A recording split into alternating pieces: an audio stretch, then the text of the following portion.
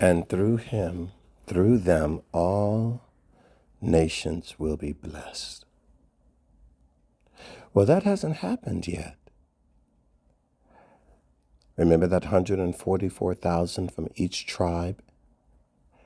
That's each tribe of Israel, not the Gentiles, because those are the governing principal people. Remember, for 1,000 years, we will be practicing his Torah perfectly, blessed. Moses came down from the mountain, and there was a judgment.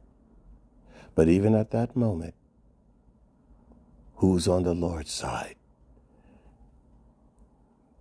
And you could see it's not who wants to live, it's who's on the Lord's side. Meaning you couldn't pretend that you were worshiping the calf and now you're not. It was those who refused to worship the calf. Who's on the Lord's side?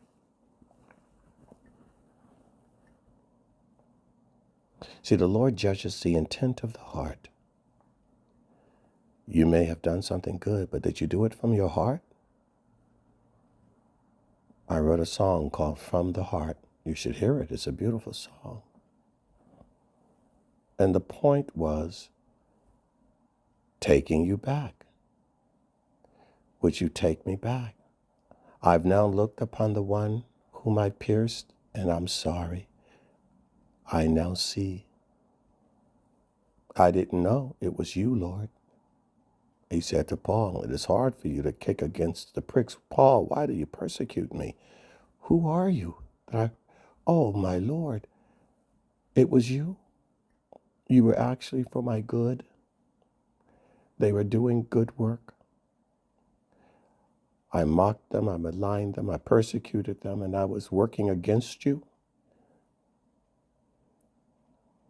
See, there are some who have hurt you, and they didn't know that they were working against the Lord. And there are those who've hurt you, and they knew very well what they were doing because they knew very well who you were. Everyone doesn't get to use that as an excuse. Most of you know the men of God in your life, the messengers of the Lord, the workers of God's work, and yet you seem to have such a nasty attitude towards them and no love for them. No love. Isn't it interesting how people can be so loveless against someone holy, thoughtless and loveless? And why? Because it exposes you for your heart, like Moses exposed them coming down from the mountain. Who's on the Lord's side? Oh, can you tell? I can, and so can the Lord. You can tell those that love you. And those that love you forget about themselves.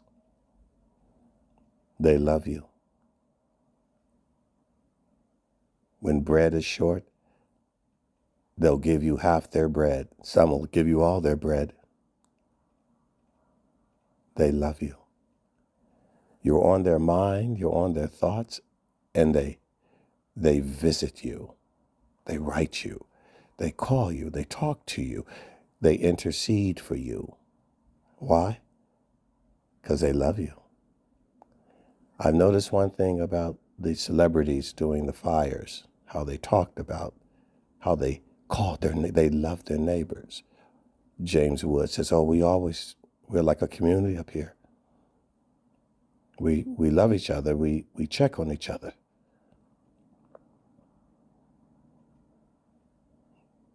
Love goes a long way. And when you have love, you really don't look at where it's not.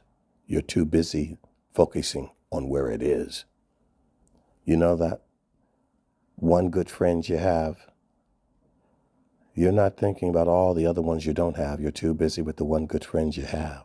Love can cover a multitude of sin, of lovelessness, of friendlessness. It's so overwhelming to be loved by someone that it's all you want to do is talk to that person, be with that person. You always gravitate to where love is. Unless, of course, you don't have love yourself, meaning you can't even recognize it. Forgive them, Father, for they know not what they do.